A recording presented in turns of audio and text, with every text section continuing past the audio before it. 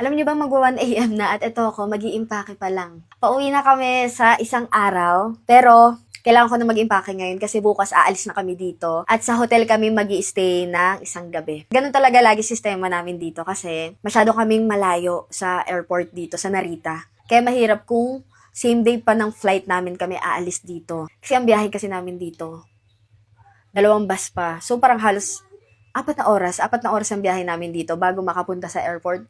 Imaginein mo kung gaano kalayo yun. Kaya, nagbo-book na agad kami ng hotel. So, yun nga. Kaya, ayan. Namili na ako ng mga konting pasalubong ko ulit para sa family ko. Ayan. Tapos, pag may natira, bigay tayo sa mga friends natin. Di ba? Ang binili ko naman, syempre, hindi mawala. Alfort. Puro Alfort.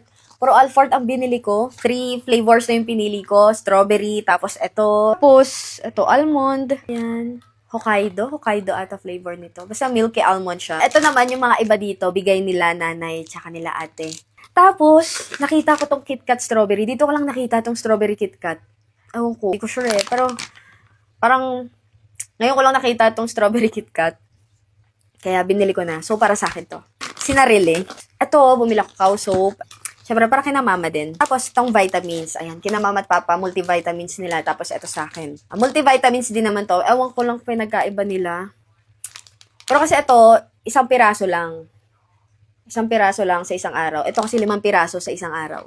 Ewan ko ba't dito ako bumili ng kape. Kasi sabi sa akin ng tatay ko, bumili daw ako ng kape sa Japan. Gusto pa nga niya yung 3-in-1 eh.